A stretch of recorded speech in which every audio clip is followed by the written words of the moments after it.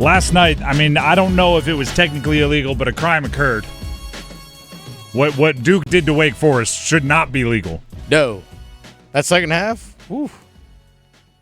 It was a statement game for Duke, obviously. And I believe that statement has already been made a few times, right? Where they stand in the ACC, where they stand when it comes to first seeds and things like that. They've been making that statement. But I'm going to take it one step further. And by the way, I don't want to make it too much about Wake Forest because we know the flaws Wake Forest has. We know their struggles on the road. We know the inconsistent nature of their team. We've seen it, and those flaws are going to be amplified when they run into the buzzsaw that was Duke in the second half. So instead, the statement I think they made wasn't necessarily about Wake Forest. I think it was about Duke, and it's something that I didn't even know was really on the table. I think Jon Scheyer should be ACC Coach of the Year. And if we're going to just talk awards, I think Cooper Flagg should be National Player of the Year. And I think those were the reasons why were shown very, very obviously last night. Now, Schefter is Coach of the Year, to be completely honest with you, didn't even pop into my brain over the last few weeks because it's not going to happen. Right? If you look at the way the media votes, they're not going to give Scheyer credit because his roster is so darn good. And as I referenced yesterday, and this is where my hat tip goes to one of our colleagues, Chris Lee, WRAL, friend of the show, co-host of the Panthers Playbook podcast with our very own Dennis Cox. I saw him getting into it on Twitter with some people about Scheyer being Coach of the Year. Now, his argument centered on, I should say, that recruiting and roster building is part of being a coach. So if you're saying the roster is too good for Jon Scheyer to be Coach of the Year, part of being a coach is assembling the roster. So that's what you give him credit for, right? The fact that he has, I think I saw on the broadcast yesterday, they have ESPN was predicting the first pick, the sixth pick, and the seventh pick on the Duke Blue Devils. Yeah. Cooper Flagg 1, Con Knipple 6, Common Malawash 7. Must be nice. Yeah, and others projected, like that's just the highlights and more later on in the projections if they turn pro. That's part of Jon Scheyer's argument for Coach of the Year.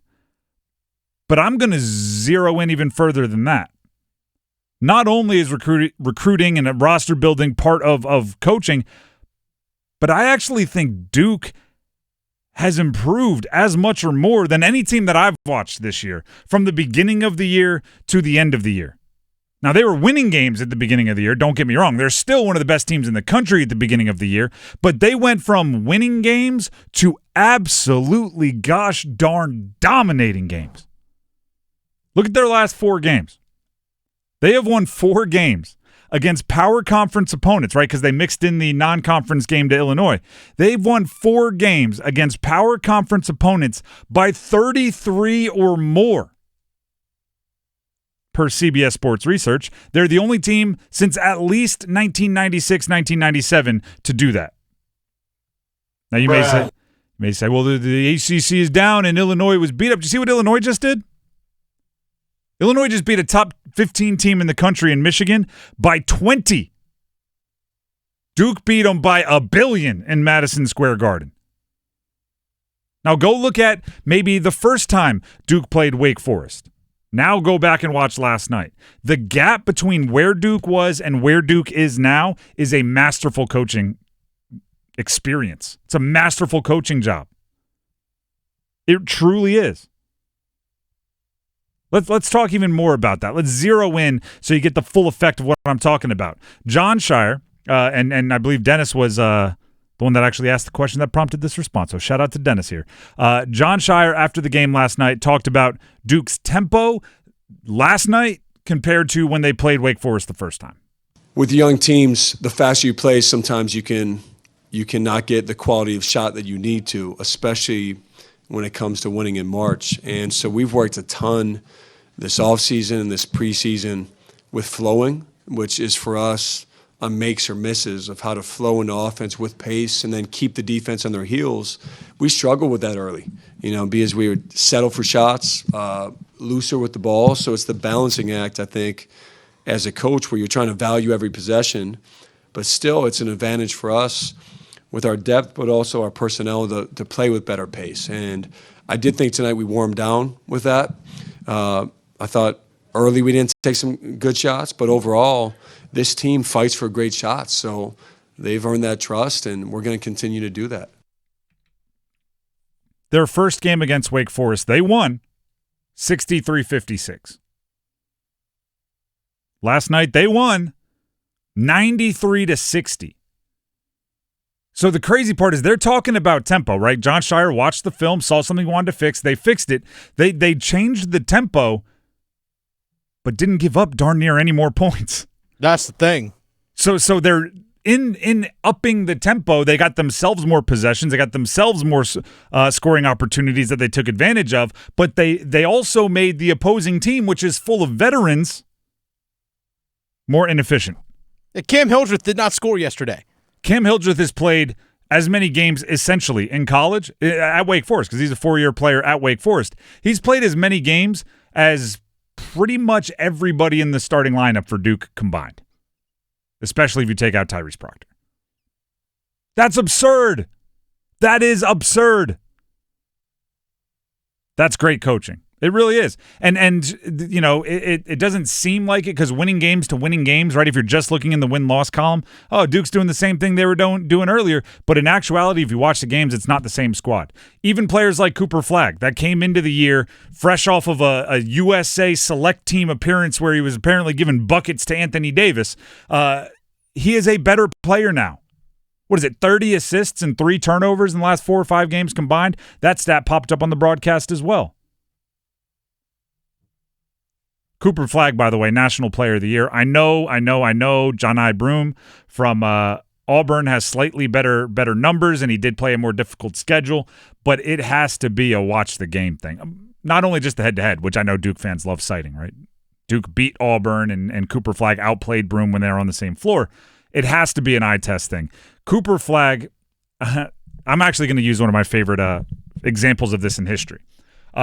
There was a point in time where LeBron James, and I know that LeBron has his haters and lovers just like any great athlete, but LeBron James said if I averaged 37 shots a game, I would score between 60 and 70 points. And the world erupted, right? Oh, how arrogant is this guy? He's not a shooter like that. Who does he think he is, Kobe? Well, guess what? That season that he said that, he had one game where he took more than 30 shots. He took 33 shots and he had 61 points. And I truly believe that was him saying, see, like there are certain guys, or even a better example. There was a teammate, and I forget which teammate it was, speaking of Kobe Bryant, that said, why don't you ever get a triple-double? And he said, well, if I wanted to, I could. I'm making plays that I think will win the game, right? And usually that means me shooting and not setting up you fools. He didn't say that, but, actions. The next game, he had a triple-double. After the game, he looked at the teammate, see, walked off. I think Cooper Flagg could have more statistical dominance if he wanted it. But guess what? Then Isaiah Evans wouldn't have had the experience of being the flamethrower off the bench, building his confidence. So now if they need him in the tournament, he's there. Con Knippel, remember when he had a shooting slump at the beginning of the year? Cooper Flagg could have said, never mind, you're not shooting anymore. Give me the ball, I'll handle it. But instead, you give the space and time to a player like Con Knippel to figure it out. Now if they need him in the tournament, it's there. Jon Scheyer, to me, has done the best job of coaching in the ACC. No disrespect to Pat Kelsey at Louisville, which has been an astronomically difficult job that he's done exceptionally well. No disrespect to Brad Brownell at Clemson, who I also think has done a great job. I think Cooper Flagg is the National Player of the Year. We could, no disrespect to whoever you want to throw in there. Broome, Sears, whatever player gets your fancy. But I don't know how you watch this Duke squad and go in other directions. They're that darn good. And if you don't trust me, ask Wake Forest. Landon, here on our YouTube live chat. Uh-huh. Question for Tim. If Keats and Scheyer switched rosters, what would their records be? Okay, well, switching rosters, I think Scheyer probably does a better job with NC State. I do think there is a certain high floor for the Duke roster. Sure. But that's because Scheyer assembled it, right? So if you're going to in-games X's and O's, it's really hard to tell. as of right now, I'm comfortable saying I think Scheyer's the more effective in-game coach. But it's like that's only saying half of it, right? It's putting together the roster, to use the Chris Lee argument, is part of coaching. If you gave Coach Keats the name recognition and money that Duke gives Scheyer, I'm not sure he puts together the roster as well as Scheyer does. Scheyer, you can go back to his time as an assistant under Coach K. The dude knows how to recruit. Mm-hmm. And I think he's learning every day. Learning every year, I guess I should say. Because that was a story early on in the season, right? The past couple years, Duke had the super high recruiting classes. I didn't think they fit personality-wise. You were at the game last night, and Paul Ihander, who hosts Next Up, we were talking about this in the office earlier today. When Cooper Flagg started yelling expletives and flexing, that's when the game turned, right? I'm not sure Duke had that in the past. This year, they very obviously have that sandpaper. I know we got to get to break, but there are players in the locker room. We just talked with players, Tyrese Proctor and some others, about there was an edge to last night's game. And you can tell that team isn't afraid of just because we're highly talented doesn't mean we're afraid to do the dirty work. Because they're willing to fight. They're much more likely to finish through contact and score this year. Mm-hmm. Last year there would have been contact. Come on, ref. Please, what? No foul? Oh no! This year they're like, we'll just try to dunk it anyway and let it settle, and that is a very big deal. I think that's a recruiting adjustment by Scheyer.